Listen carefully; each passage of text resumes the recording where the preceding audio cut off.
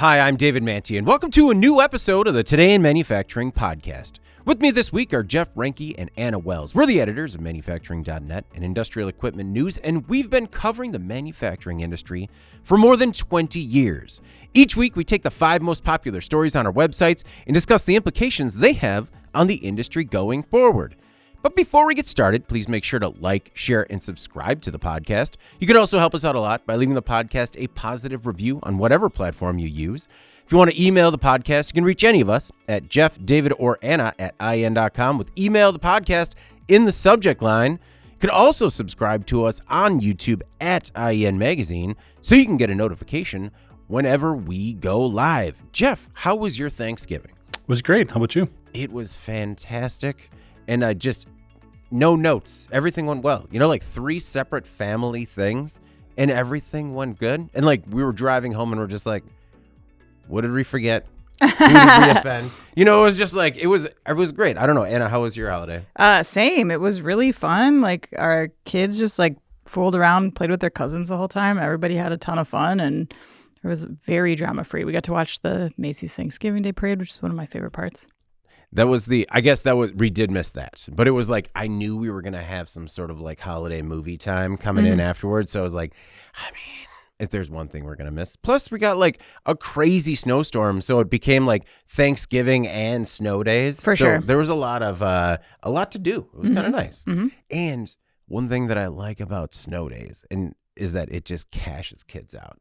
You know, like, there are a few things that will just get a kid ready for bedtime more than climbing that hill. Also, my dog, like just going outside and being cold, like going to the bathroom. Yeah. He was just conked out for the day. Yeah, it was not like that. Yeah, I do like that dog exhaustion where they're just like sitting down on their cot and you're like, you shake them a little bit. Like you're breathing, right? Yeah. Was this just trying to maintain your body temperature? That all from, all right. True. Well, I mean, that's a wee dog to keep itself warm in the cold, right? He's a tiny guy. Well, before we jump into our first story this week, and we're doing it a little bit abbreviated this week, like we mentioned last week, producer Eric and I are going to be on the road most of this week. So we wanted to make sure that we got an episode for you. So we're doing a top 3 instead of a top 5. But before we get into the top 3 this week, we have a word from our sponsor, Redzone. This week's episode is brought to you by Redzone. In today's manufacturing environment, challenges are evolving quickly, and businesses that aren't taking proactive steps to mitigate them risk falling behind. With that, businesses are desperate to target OEE, overall equipment effectiveness, while improving staffing and turnover, controlling costs, and enhancing culture. So, watch this exclusive video hosted by Anna to talk about or to learn more about Claremont Foods while they discuss some of the exciting ways in which manufacturers are leveraging the latest tools to make productivity gains. There is a link to Claremont Foods shares the secret to OEE. There is a link to it in the body copy and in the live chat. All right, our first story this week. Guilty pleas follow scheme to smuggle illegal baby formula into the U.S. Able Group has pleaded guilty to a pair of felony charges for smuggling illegal baby formula into the United States. The Justice Department says the company, which also did business as Little Bundle and Huggable, sold European infant formula to U.S. customers beginning in the spring of 2019, all on littlebundle.com. The company imported the formula in violation of the FDA's prior notice requirements. Many of Able Group's infant formulas were listed on FDA import alerts because they failed to meet nutrient and label requirements. Able Group admitted that it attempted to avoid detection and detention of its imported formula by failing to comply with the FDA's requirements and by using fake commodity descriptions. Following an FDA inspection, the company shut its doors and recalled 76,000 units of formula in August 2021. Under the Federal Food, Drug, and Cosmetic Act, or FDCA, importers must provide prior notice to the FDA when they import food to the U.S. This is the first time a defendant has pleaded guilty to a felony violation for failing to provide such notice. The plea agreement includes a $304,000 forfeiture, and the matter will result in a total recovery of some $2.3 million, according to the Justice Department. In August 2021, Able Group announced a slew of recalls, mainly because they didn't provide adequate iron for some infants, particularly those prematurely, which need it for brain development. Jeff, if we should have one product done right by now, shouldn't it be baby formula? Well, there's a lot of it that's done right. Yeah. But there's also a lot of market dynamics here that are making this a little more complicated. Part of that is the fact that this is a product that has spiked in demand. It's doubled in terms of sales over the last decade. So we just have more babies needing more formula. And when that happens, when the demand is bigger than the supply, we start going outside of typical supply chains. We start going to Europe. We start going to other places. And that makes not only ensuring that it is a higher quality product more difficult, it also adds to the amount of time it takes to get bad products off the market or to make bad actors accountable for what they've done here. I mean, it really blew me away when I saw it took 4 years for this group to really, for this case to be solved or come to completion here. It's kind of amazing. But when you dig into it and all the evidence that needed to be gathered and everything that needed to be presented, and then you have all those international interconnections as well, it makes it a lot more complicated. And in part of this, you always want to say, well, the consumer needs to also do more. But again, when you're looking at, we're coming out of COVID, where there was all of those supply issues, we just did not have enough of it. So parents did have to maybe go outside of a comfort zone and looking at some of these other internationally sourced products. Yeah. You don't have enough, and it leads to a lot of rushed product potentially going to market, and the right boxes weren't checked, the I's weren't dotted, the T's weren't crossed. This stuff happens. And that's what's really frustrating, because it's just such a vulnerable consumer that we're talking about here. But when you get into these social shifts where we just can't keep up, quality is going to be one of the things we have to worry about, and then chasing after them as well. Well, and changing consumer habits, right? Like it's one thing the story really brought out for me was how, every country does it a little differently. Right. I didn't know that in Canada they didn't treat ear infections, right? When we were recently treating an ear infection for my kid. And it's just, I asked the doctor, I'm like, well, does that work? And she's like, well, they're not all deaf in the UK and Canada. I mean, there's a Canadian joke in there. Let's not all say it. We all know it. But you got it. And talking about that major formula shortage that rocked the United States, that was in late 2021, early 2022, following problems tied to the COVID-19 pandemic. That was a huge Abbott Nutrition recall. Now, I mean, comparatively, Abbott Nutrition is just so much larger than this Able Group. And what is the reason I kind of mentioned, if there's one thing we should have right, it should be baby formula, is because we're going through this right now. There's a botulism problem with infant formula, and it's hard for me to wrap my head around some of these issues, particularly to Jeff's point, when it comes to the most vulnerable possible consumer. Mm-hmm. Yeah, it does feel like baby formula as a category has been in sort of a tenuous place the last few years, considering the Abbott recalls, as you mentioned, that recent by-heart botulism issue. This added to the fact, and I feel like when you're in a category like baby supplies or baby nutrition, like you guys said, very vulnerable end user, when something impacts anybody in that space, it probably impacts everybody, because it makes everyone very concerned, very hesitant. People, like you said, are making these difficult choices, going for alternatives. Sometimes, and I know when that recall happened in 2022, doctors were going online and telling people hey, don't make your own formula. I know that sounds crazy to even think about that, but people were doing that. They were sharing recipes for homemade formula recipes. And I think people were starting their babies on cow's milk sooner than they normally would have or should have.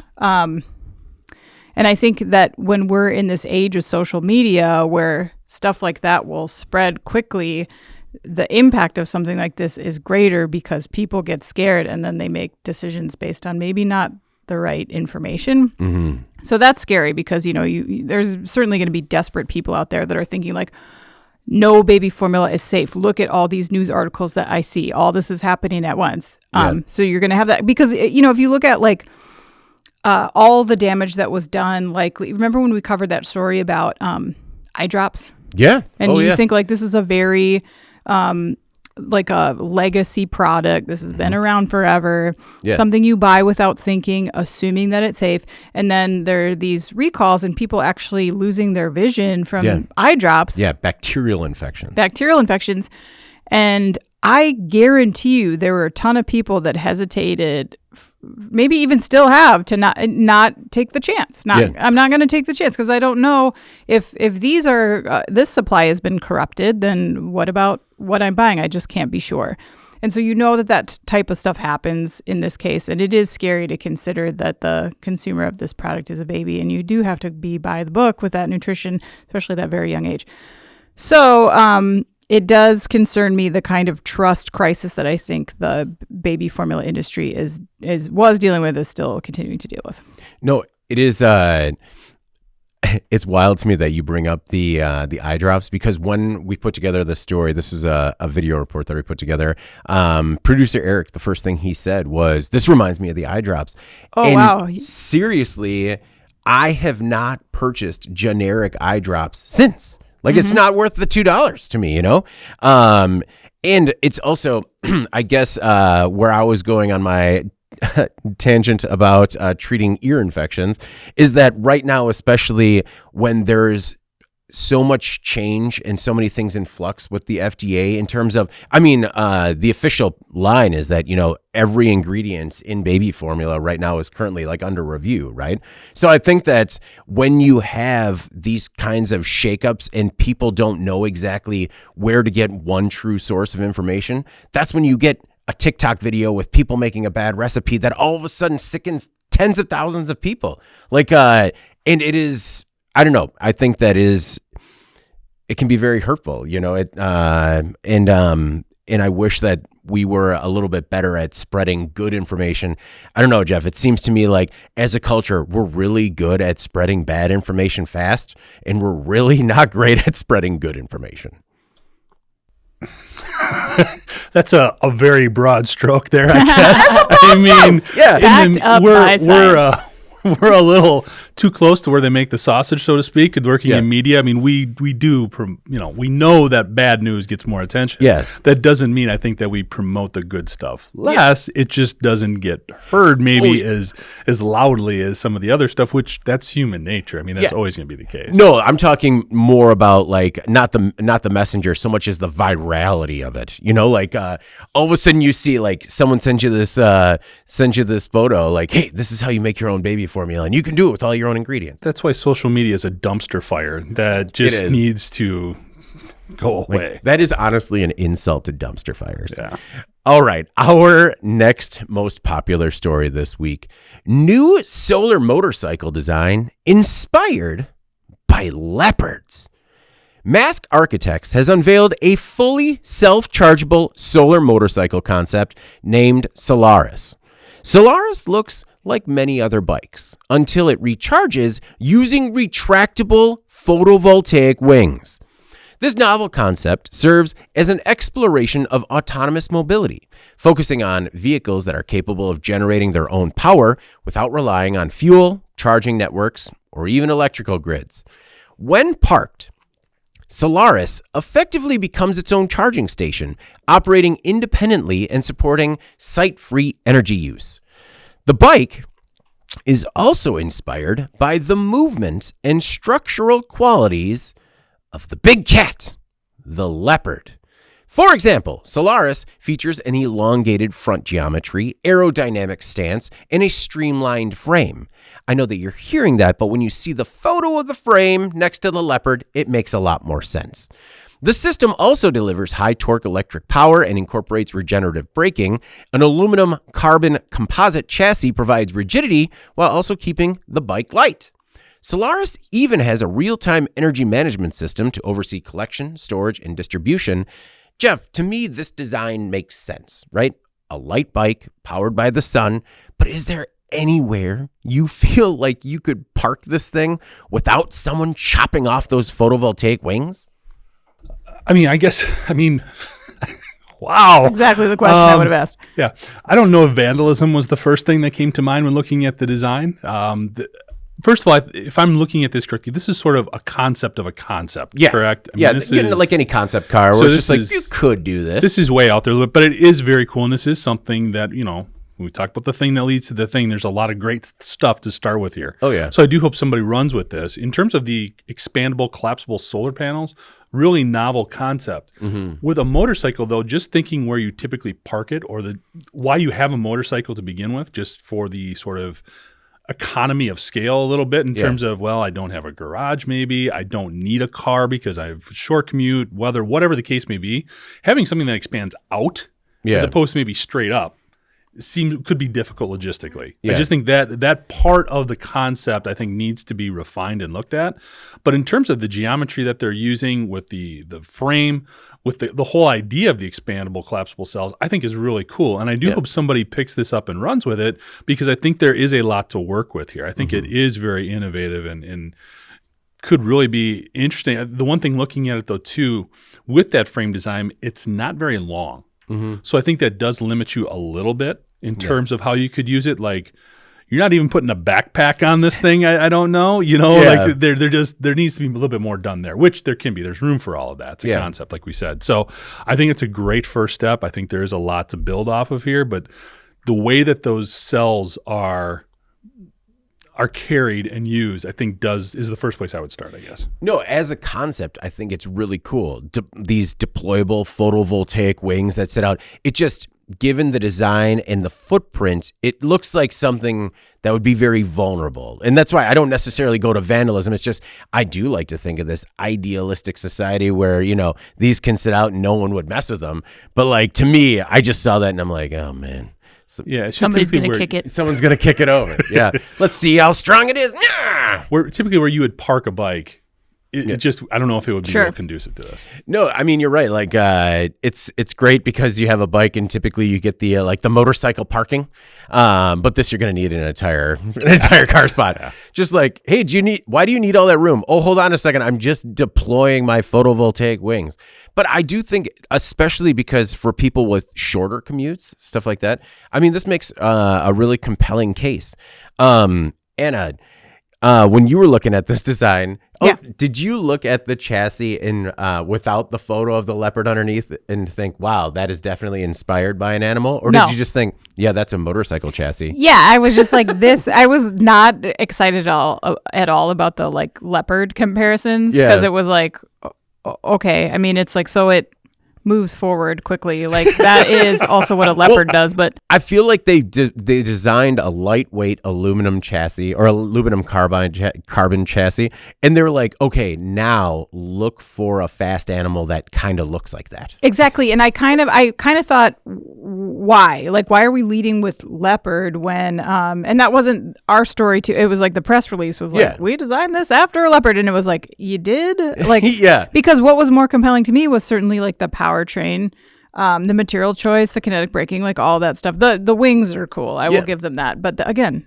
leopards don't have wings last I checked. Maybe say it's inspired by any winged creature. Yeah, maybe like a praying mantis or something. I don't know. But like I said, the concept of the powertrain for me was more exciting because, we've seen many companies try and fail at the solar car. Mm-hmm. And two reasons why that tends to fail. One is that solar panels are expensive. Mm-hmm. And I think not just the added purchase cost, but then also this like risk of damage that comes with operating something with solar panels on it. Like, you want to be a little bit cautious, right? Yeah. But secondly, I think in most consumer mobility applications, solar panels are just not necessary. I mean, like most electric vehicle users, they're also using electricity, but it's really easy to get grid access and plug that thing in. Yeah. You can power that grid access by solar if you wish, if that's important to you, but to like carry it around on your back, you don't really need to do that, right? Yeah. Yeah. And then lastly, I think just as an aside, like, it's just still a bit of a niche. Yeah. So I think you're going to have your early adopters, but like, by and large, consumers don't want to spend like car money on something that like is untested, like from that power gen approach. I think that all said, like a motorcycle like this is maybe the way to kind of get this out in the market. Because it is a niche, it's probably designed for low volumes for consumers that are maybe less price sensitive, and maybe more adventurous. Yeah. So it might be the right fit, I think, for solar driven completely off the grid technology.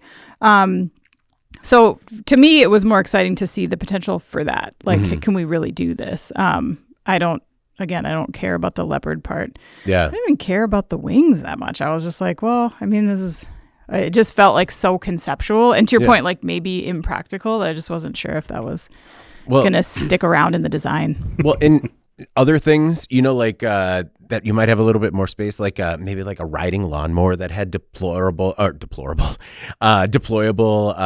photovoltaic wings, something that you could park out in your lawn and then you gain enough power so you can mow it again. Just throwing other ideas out there. Because when I think of, there have been many attempts at a solar powered car or even partially powered car where the entire roof and everything around it are these photovoltaic cells. And they've set distance records, and basically the cars look like there's a little place for a person to sit in, basically like a sheet of paper. That they're driving down the road. Same thing with the long distance flights with the photovoltaic planes. All great concepts. And I think that this is actually something that could be a real product on the market in some form. Mask Architects actually, they kind of reached out saying that they were appreciative of the publication of their newest invention. Cool. They say their firm mission is to invent, integrate, and innovate them into architecture and design projects. So, keep up the good work at Mask Architects. And if you're interested in following them, they also reached out, after the thank you, they're like, and follow us at Mask Architects for more information. All right. Our most popular story this week. Campbell's fires executive who was recorded saying company's products are for, quote, poor people. The Campbell's company has fired Martin Bally, a vice president in the company's information security department, for making racist comments and mocking the company's products and customers. Bally was named in a lawsuit last week by Robert Garza, a former employee.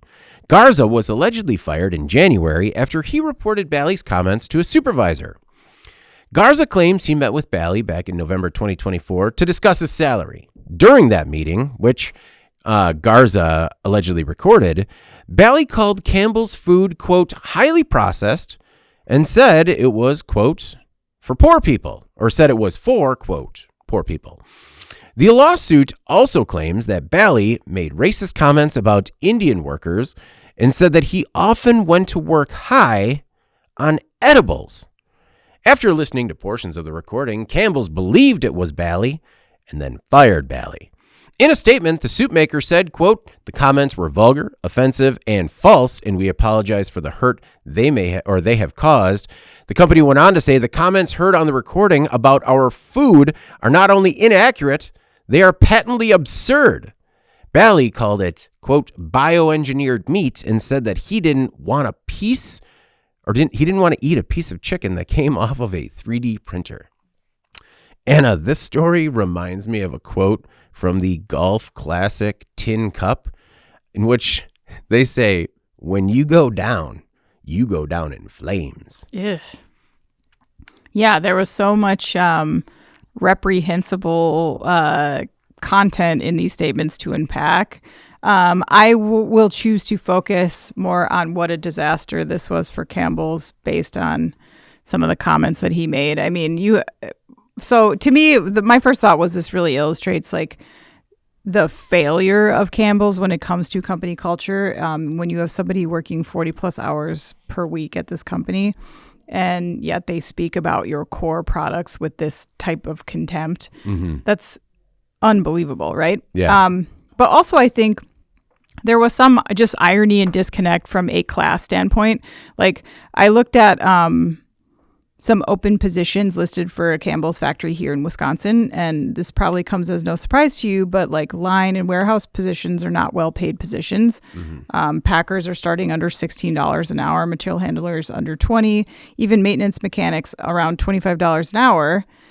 And we all know that these wages don't go super far, especially for a family. And the comments really gave me sort of an ivory tower vibe where this person is like at the executive level and clearly has not spent time on the factory floor or fraternizing with people who like do the grunt work for this company. Yeah. Because I feel like that was like a slap in the face to people who are like struggling to get by, which include many of Campbell's employees. Yeah. More than likely.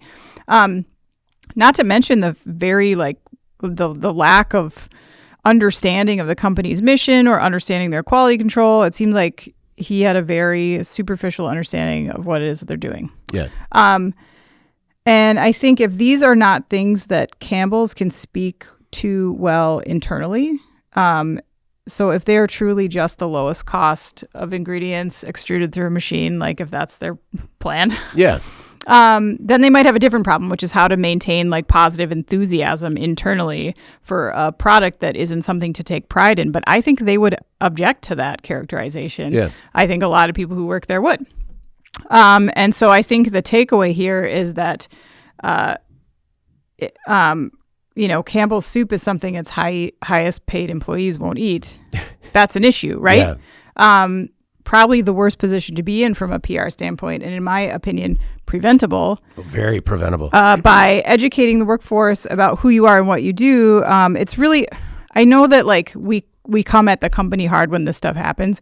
Sometimes it's hard to know that you have like a secretly racist person working for you. I'm not going to like pin this on Campbell's exactly if there was no track record here. They just, Yeah, there's no way to prove that this person had made like racist comments previously, right? Anything like that. Yeah. So it's like, I guess, good that this has come out and they can deal with it.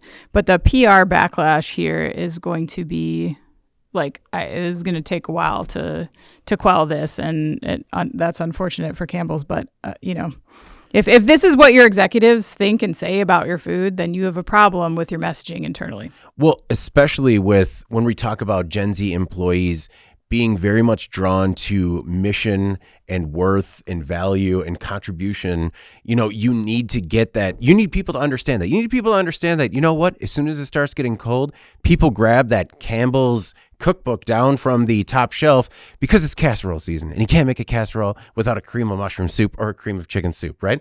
Like, and maybe when he's sitting up on that ivory tower, he doesn't know what grandma's putting in that casserole, but it's most likely Campbell's cream mushroom soup. I don't know. I was also surprised, like, how many different fireable boxes he checked in one statement. And we only heard, like, excerpts of it. Like, between the, like, yeah, I'm pretty much high all the time at work, to the racist comments, to belittling the quality of food. I don't know. It was an incredible hot mic moment.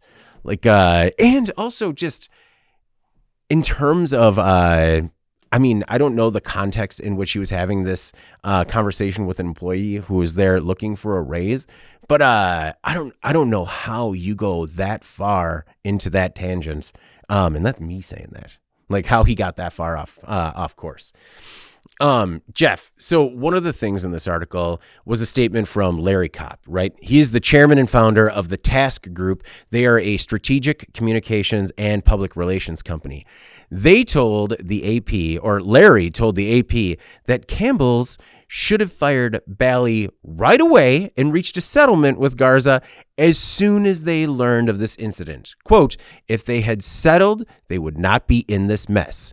Quote, recordings like these are devastating and should never see the light of day.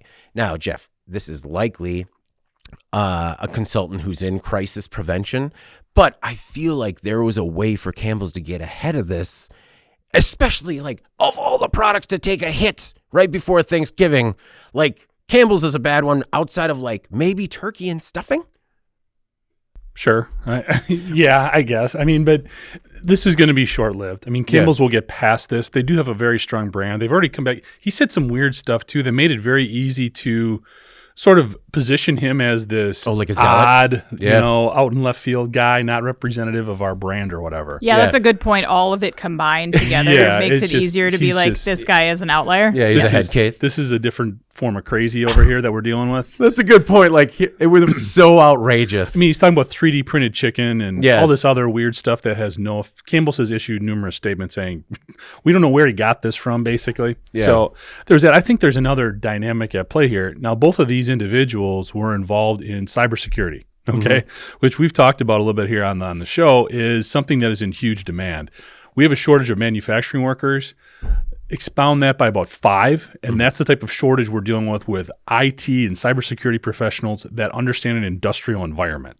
Because remember, we're not just protecting people and data and IP, there's also production environment and supply chain and everything else. Now, say what you will, I mean, Bally is a nutcake, but he must be extremely good at his job, because if you look at his LinkedIn page and you looked at his resume, he has been with some heavy hitters. This was the global CISO for Stellantis. He has done a lot of held very prestigious jobs. I don't know, maybe he's just good at getting jobs, okay? Yeah. But he's been at some very prominent places. So there is definitely a level of hubris there that was left unchecked, probably because nobody else understood what this guy did or how he did it or anything else. So you can get that God complex almost where you're like, I'm going to do and say what I want. Yeah, because you need me and you can't live without me. 100%. Yeah. So I think that, along with the fact that when you look at, and I'm not trying to put Garza in a bad light here, but also a cybersecurity guy, he's now on his 7th job in 9 years. When you look at his LinkedIn profile, may not have been a real people person all the time. I mean, why else do you take a tape recorder to a meeting with somebody? Unless there's a history there, unless maybe you struggle getting along with people, whatever the dynamic is.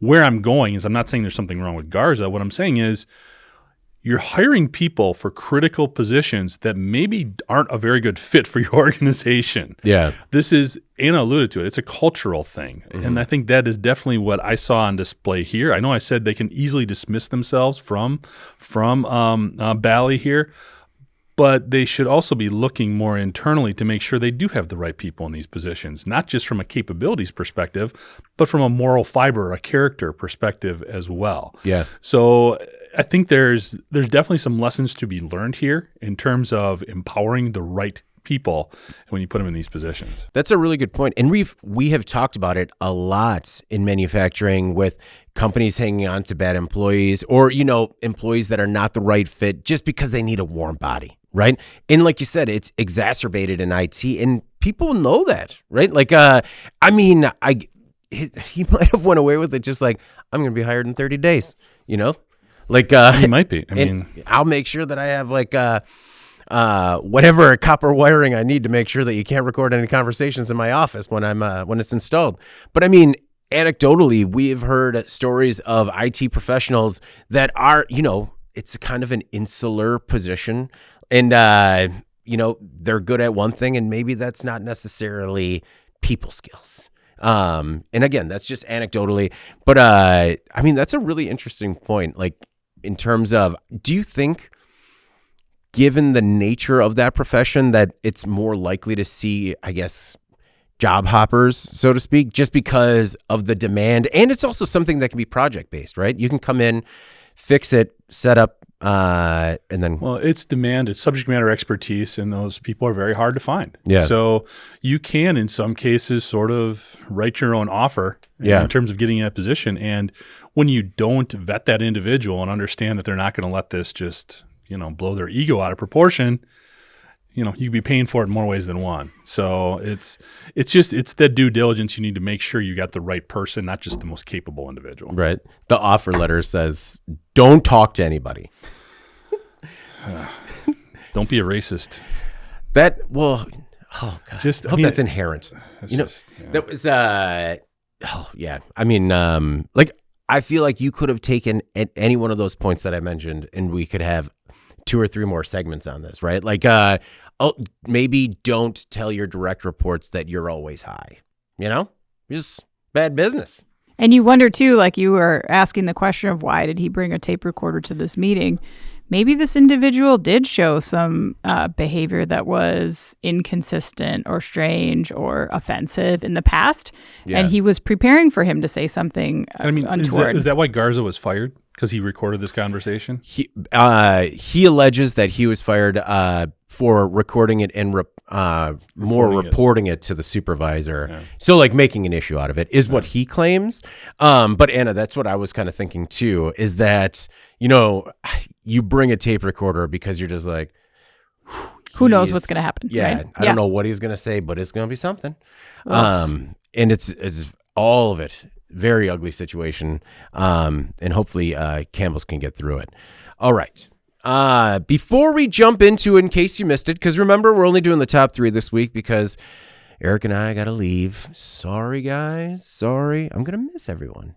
We're fine with it. So whatever you got to do. Yeah. Take your cold. Time. Yeah. It's cold, guys.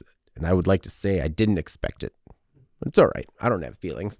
Before we jump into, in case you missed it, we have another word from our sponsor, Redzone. This week's episode is brought to you by Redzone. In today's manufacturing environment, challenges are evolving quickly, and businesses that aren't taking proactive steps to mitigate them risk falling behind. With that, businesses are desperate to target OEE, overall equipment effectiveness, while improving staffing and turnover, controlling costs, and enhancing culture.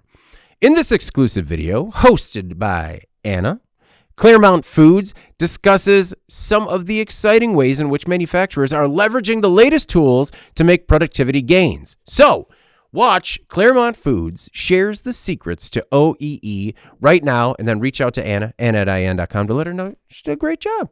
Yeah. And if you do, I would just say this too. If you don't know about Redzone and their products, we rarely work with companies who are able to get such enthusiastic customers to talk about their solutions. Like every customer that they that we interview for these types of videos, they're just like on fire about like how much of a difference the Redzone product has made for their employees. So for that alone, I would say worth checking out. Very good. Well, in case you missed it, stories that weren't as big on our websites, but could make a big impact on the industry going forward. I'll go first with in case you missed it. I picked a story on how a bagged salad maker faces $1 million in fines after a workplace fatality. Just before Thanksgiving, the U.S. Department of Labor announced that Taylor Farms, New Jersey, a subsidiary of bagged salad maker Taylor Farms, faces more than $1 million in fines. The investigation began in May 2025 after a worker was killed while cleaning a machine. OSHA inspectors found 16 willful and repeated safety violations related to a lack of lockout-tagout procedures and training during sanitation activities.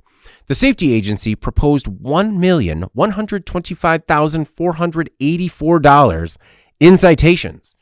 OSHA also hit PL Solutions Group, which does business as People Logistics, with 3 serious violations and penalties of more than $33,000. The on-site temporary employment agency, that's People Logistics, was fined for failing to implement or train workers on lockout-tagout procedures. No additional information on the accident was available or reported. According to OSHA's database, Taylor Farms subsidiaries in Kent, Washington, and Annapolis Junction, Maryland, have been fined following worker amputations. The company has also been fined for safety violations in Orlando, Florida, and is facing another investigation in North Kingstown, Rhode Island, after an ammonia leak hospitalized 13 people.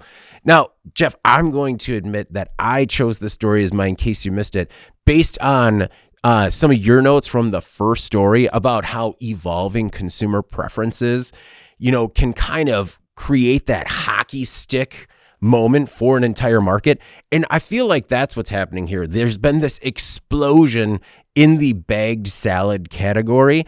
And as a result, sometimes people might be moving fast. They might not be doing things right. And things like we talk about all the time, like lockout, tagout, still get neglected.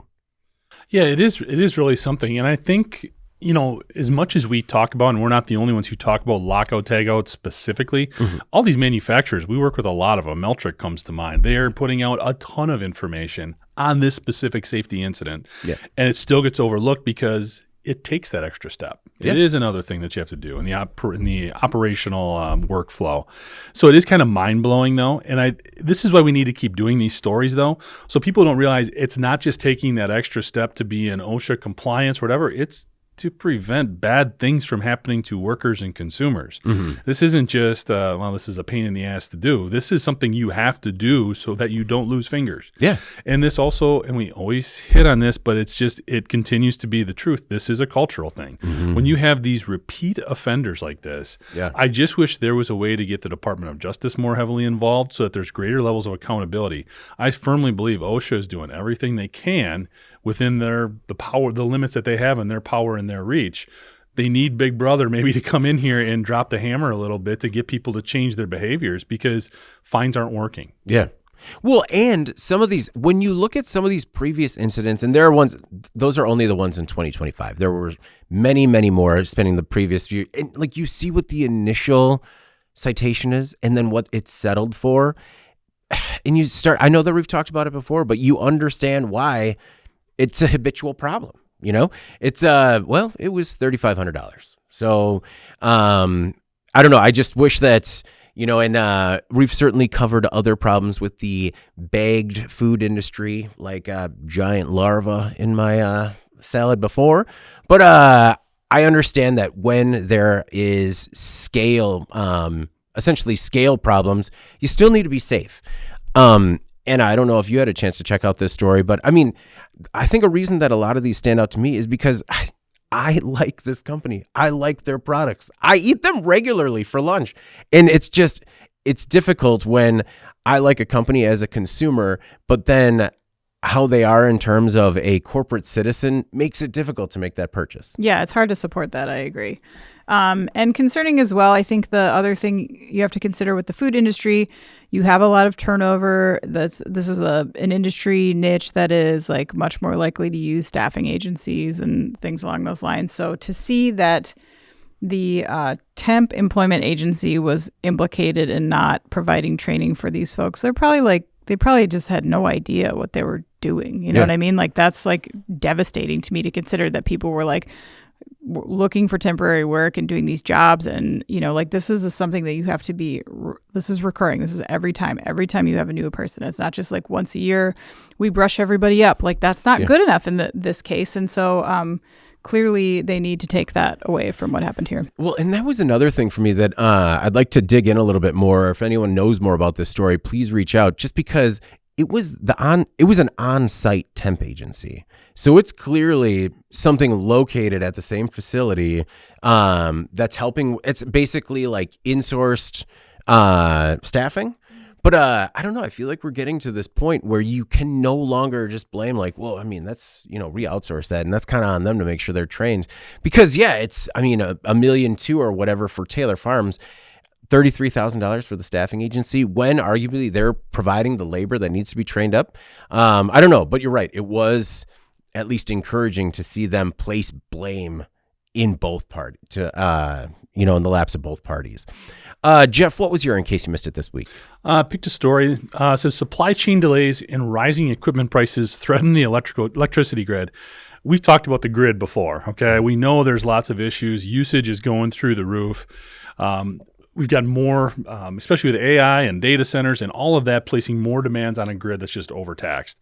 This article looked at that, but also dug into a perspective that we haven't talked about, which is the equipment that is going to be needed to upgrade our grid and handle all of these new and wonderful things we want to try to do. In particular, talked about transformers. They're the ones that regulate the power trap as it's going across the wires. The National Renewable Energy Laboratory estimates that the U.S. has 60 to 80 million high-voltage distribution transformers in service. More than half of them are over 33 years old. That means they're coming up to their expected life expectancy, their lifespans.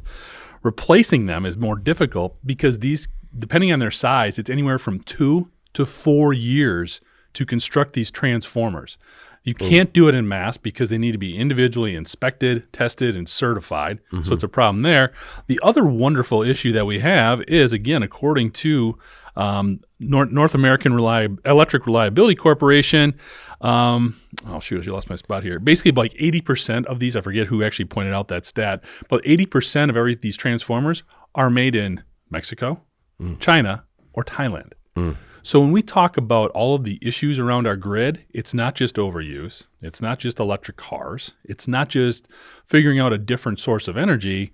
It's actually the equipment we need to transport all of this energy regardless of where it's going. Yeah. And we're at a huge deficiency there. So when we look at all of the reshoring we want to do, and we're talking about chips right now, we're talking about cars and trucks, we're talking about electronic components, we need to start for our grid, man. That has got to become a focus, and it needs to become part of more of our national dialogue, because obviously without reliable electrical grid, what are we doing? No, it's and I know that we've covered this from the industry standpoint on the sites previously, just the lack of transformer manufacturing in the United States. And it's one of those things that always kind of stands out as the elephant in the room, where you're just like, well, we need transformers. Like, I mean, I get it. We don't make a lot, and it's a very custom product. But I mean, sometimes I don't like if it's part of the utility, you know, there needs to be more of a national effort to make sure that we maintain that supply chain. Well, and I think we do. We think about energy as a local issue. Yeah. And it's not. It's our national grid. We need to fix all portions of this. It's from the northern woods of Wisconsin to the Gulf of Mexico. I mean, literally, it's all going to be coming under fire, because this isn't just a local issue. Yeah. This is across the board. Well, and I think I've talked about it previously, but we have like the first transformer up in the north woods of Wisconsin, like to the point where whenever the guy comes to service it, it's kind of fun listening to him, because he's just like, this old thing. I mean, it's like he's repairing a TV set in the 1970s where he just kind of slaps it twice on the side and it works again. And you're like, but you're going to replace it someday, right? He's just like, yeah, one more problem and we're going to replace this. And he's just said that a couple of times. Anna, what were your thoughts on Jeff's story about, the supply chain when it comes to maintaining our own grid? I was very surprised reading this, because I didn't really know the specific details about all of this equipment. You mentioned the transformers. They also talked about how high voltage circuit breaker lead time is 151 weeks. Double pre-pandemic norms, they said. So obviously the pandemic supply chain problems probably started another supply chain snarl that is still not cleared. Transmission cables, they said, and high voltage direct current cables now take more than 24 months to procure. I mean, that's crazy. All this is just crazy. Yeah. And I agree. It's like one of those things that I feel like is a ticking time bomb, and then at some point it's going to become very evident to everyone that this problem is here. And right now it's just sort of like simmering. But when we have all this stuff that we need, 80% of it, again, being made in countries that are not only not the U.S., with all of these huge lead times, they're also subject to big tariffs. Yeah. When you look at Mexico and China right now. So this is the blocking and tackling we need to focus on right now. Yeah. Well, it's, we're so focused on the shortage in trades and skilled positions that if we fix any part of that, they still won't have the parts to install. Could be a real problem. Going to be a real problem. Maybe get on it. Anna, what's your In Case You Missed It this week? I selected the Gen Z in Manufacturing podcast this week, hosted by Nolan Beilstein from our edit team. It was titled "Young Workers Want More Skills, Not More Titles." And the headline got me right away because I think it's just a great reminder of how we continually need to be creating a workplace environment that appeals to all generations. And I read some data recently that about, even though the job market is a bit wobbly right now, there's still like a big volume, like something like 2/3 of Gen Z workers who plan to leave their jobs when conditions improve, because they say that there is a disconnect between what they want and what their employers think they're offering. And to me, this is kind of extra concerning, because it seems like a lot of companies right now, so workforce was a top issue for everyone for like 2-3 years here. And then tariffs came along, and a lot of companies seem to be distracted by that to the point where this has been backburnered a little bit. Like I said, there's a lot of folks that are kind of staying put because they don't know what's happening with the economy. But it sounds like beneath all of that, under the surface, they're just like lying in wait, ready to bail because they're still not getting what they need from their employers. So check this out if you haven't. There's a bunch of really great topics, and they're time-stamped in here, but things like how to keep interns coming back and eventually join full-time. How do young workers do young workers lack communication skills, and kind of clarifying actually what this person's perspective on that. What career growth means to Gen Z, signs that your company is driving away young talent. Again, just like listening to these industry folks that are young and kind of on the ground floor here and figuring it out as they go. What is it that appeals to them about their manufacturing workforce? What doesn't work for them? And actually listen to that and make sure that you're still maintaining an approach that takes all that into account instead of like, well, no one's quit in the last week, so I think we're good. Like that might not be the strategy. No, and you know what? On the other side of this argument, I understand why people don't want to listen to Gen Z voices, right? I understand why people discount it because it's just, well, that's how it's always been. This is how I came up in my career, and it worked just fine for me. So why do we need to change anything? And I understand like being on the other side of that, just like, all right, what else do they need? Like, and I get that it's a lazy argument, right? You need to evolve with the times. You need to know, you need to attract the best possible talent, so you don't wind up with, racists heading up your IT department, right? You need to find good talent, cultivate them, and, continue to promote from within. I don't know. I think that this podcast series remains very important to the entire manufacturing industry. And I think it's getting more and more recognition just because it is giving voices to these professionals and really helping employers understand, what Gen Z workers want. It's, the podcast, it's the new, leave a note outside my door, it's the suggestion box, right? Right. Yeah. Jeff, what were your thoughts on Nolan's latest episode of Gen Z in manufacturing? Well, my apologies to all the HR folks listening out there, but I just feel like what I've learned from listening to this is there's way too much standardization when it comes to retaining, recruiting, and managing workers. Yeah. There needs to, I know you need that at some level just from a legal perspective to protect the company and the employee and the manager. However, I think when you allow managers the ability to customize their approaches in the way they manage employees and the way they recruit them and the way they talk to them, there's more success. And a lot of this stuff is caught then. And in the way you can tailor your approach to different needs and different communication strategies, the way people want to be spoken to, the way they want to be managed. Yeah. Some folks want meetings every week. Other folks want to be left alone. Yeah. Some people need an express detailed email. Other people want a 2-minute conversation in the hall. So I think we've gotten more formal and more standardized in our approach to that. And I think we need less. Yeah. No, it's first of all, like people that want more meetings, they can be fast tracked out the door. That is a red flag, reddest of flags. To you. But, sure. That's not to everybody. That's my point, though. Yeah. I mean, I'm like pretty universally right on this point, but no.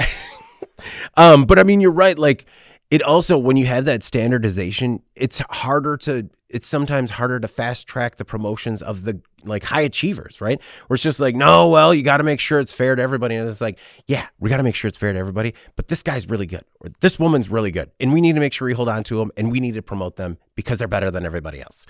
No, it's so again, highly recommend checking out the latest episode from Nolan. Gen Z in manufacturing. The headline is "Young workers want more skills, not more titles." It was actually, this topic came up at Thanksgiving, just about how like we are still there, but like remember when we went through like a really weird any title you want where everyone was like a guru and a ninja and a samurai, and you're just like, oh, so like titles just aren't a thing anymore. Anna, before we get out of here this week, what is your final thought? I just want to let you guys know that my kids have reached the age at which point they were ready. They decided to watch Home Alone. Oh, yeah. And because, well, they were scared for a long time about the idea of being left behind when we went on vacation and then robbers coming. Yeah. Fair enough. But after, many years of like reinforcing the point that this would never happen, they watched Home Alone over the weekend and loved it. Yeah. And so now there's a lot of like pranks happening. Oh, man. So if I get if I come to the podcast with like a iron, imprint on my forehead, Yeah. that is why. You're like limping because you still have shards of glass Yeah. ornaments in your feet. Well, just walk through some tar and then stepped on a nail. It's Yeah. just one of those things. Oh man, a recent interview Macaulay Culkin said that he would not hate rebooting it with him as the father and his son setting traps for him to get into the house, and them both taking their own like expertise as to like combating each other. And I'm like, I take my money. Yeah, I'd totally watch that. All in. I mean, hey, you made like 7 other sequels that were garbage. Maybe give it a fresh perspective. There also is a kids book version of Home Alone, which our kids love. It's okay. fantastic. Good to know. My final thought this week is that a couple weeks ago, I was talking about how I ordered O. Henry bars and they came from Canada and I was elated. Well, there were I made some mistakes regarding that. So, and the timing is pretty crazy. But basically, one night, I wanted to order some O. Henry bars. And I was like, no. It's going to be the holidays, so I'll just add them to my Amazon wish list, hoping that I receive said O. Henry bars as gifts. Well, when O. Henry bars showed up in the mail, I was like, oh, I must have ordered them. Fantastic. End of story. Well, it turns out that if people sent you those O. Henry bars and you are mistaken and take all credit for them, well, I mean, that kind of hurts their feelings a little bit. So I just wanted to apologize to loyal listener Pete, who sent the O. Henry bars, and I took absolute credit for. Pete. And I hit like, we recently got a note from loyal listener Felix, and it was a great note, and I really appreciate it. But he was saying that he's had some audio issues with the podcast that we've worked on and should be better for you this week. Felix, if they're not, let us know. But so I reached out to loyal listener Pete. I'm like, hey, have you experienced any audio? He's like, yeah, audio is fine. What about those O. Henrys though? And I was just like, I don't know what you're talking about. I love O. Henrys. And apparently he also communicated this to my wife, or his wife did. Mm-hmm. And it also became a glaring representation of how maybe we don't have the best communication between the two of us. Because then I asked Carrie, I was like, yeah, Pete said he sent me some O. Henry bars. And she's like, yeah, we talked about it. You said you liked them and you talked about it on the podcast. I'm like, that is in no way what I said. So long story short, I still enjoyed them. And I feel so bad. I still feel bad. Like when you get that text and you read it and you're like, oh, God. Well, thanks, Pete, for the O. Henry bars. That was pretty awesome. Yeah. Yep. I mean, as a make good, maybe send another one. No, So I really appreciate it. And again, I'm sorry, man. Jeff, what is your final thought this week? So no Telestrations drawings to share. We did not break that one out. Sorry. However, my wife did put together some like Turkey Day trivia. Okay. That we did. And the one that got me is the least, the side that everybody likes the least. That's at every Thanksgiving. Yeah. What do you think it was? I'm going to say either cranberry sauce or any kind of sweet potatoes. See, that's what I thought, sweet potatoes. What do you think, Anna? Yeah, I would say, I feel like green bean casserole is quite divisive. Wow, you nailed it. Okay. That was the one, which really shocked me because I love green bean casserole. So I do too, but I know me. not everyone does. Oh, that is what my mother-in-law makes every year. And this year she made stuffing and everyone was like, what are you doing? And she's like, oh, well, I didn't know anyone liked it. It's like, there's never any leftovers. But, oh man, that is disappointing. Shocking. I made a pretzel stuffing this year. It was very good. It's actually high marks from Nolan. You know what you can't make green bean casserole without? Campbell's soup. Mushroom soup. That's right. Sure can't.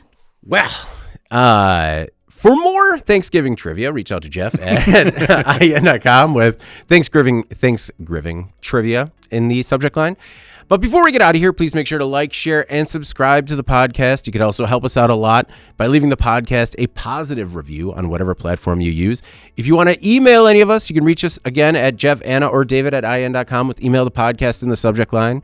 You can subscribe to our daily newsletter. Make sure you get it delivered to your inbox first. And subscribe to us on YouTube at IN Magazine. so you can get a notification whenever we go live. All right, for Jeff Ranke and Anna Wells, I'm David Manti. We should be back on schedule next week for at least a couple of weeks before the holiday break. This is the Today Manufacturing Podcast, and you know what? We're going to see you next week.